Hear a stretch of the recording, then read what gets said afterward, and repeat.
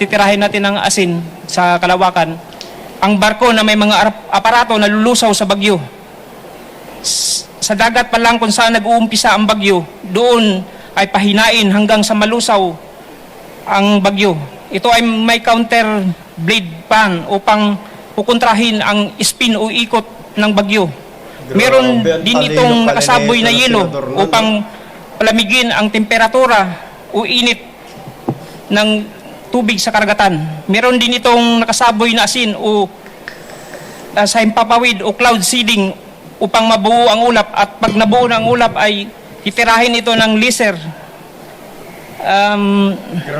upang bumagsak doon at hindi na papasok ang bagyo hindi na mabuo ang bagyo at papasok sa ating kalupaan. Cloud seeding, parang cloud seeding po kasi bubuuhin natin ng mga ulap doon, at saka yung ikot kasi ng bagyo kukontrahin natin sa pamamagitan ng fan blade, at saka yung bubuo din niya ang pinagmula ng bagyo kasi init ng karagatan sa ng temperatura doon, tapos yung spin po doon pa kanan, kailangan ang fan blade natin pakaliwa, tapos bubugahan po siya ng para lalamig yung temperatura. Bubugahan natin ng yelo.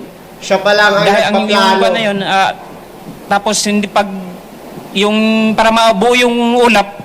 Mab Gonzales, GMA7. Hi sir, you mentioned po yung mga plano ninyo na ibigay nyo na sa DA. Ano pong, may sagot po ba sila? Hindi lang sa DE ito nabigay ko na rin ito sa NAIA, National Irrigation Administration, DE, sa mga mayor at gobernador ng aming lugar. Ngunit ang sagot nila ay yung iba walang budget, yung iba walang pansin. Walang budget. Kaya napilitan akong tumakbong kapitan upang doon sana umpisahan ang aking proyekto na kaloob ng Diyos. Ngunit bigo akong manalo. Mas marami, kunti lang ang aking nakuhang boto dahil ultimo pamilya ko ay hindi ako binoto dahil sa aming reliyon. Sampo lang yata nakuha kong boto nun. Mas marami pa yata ang mga naibigay kong solar lights sa mga bahay at saka sa waiting shed. Kaya ngayon subukan ko ulit sa Senado. Titirahin natin ng asin sa kalawakan. Tapos pag nabuo na yung mga ulap, kunin rin, i-rain breaker po yun para babagsak doon ang ulan.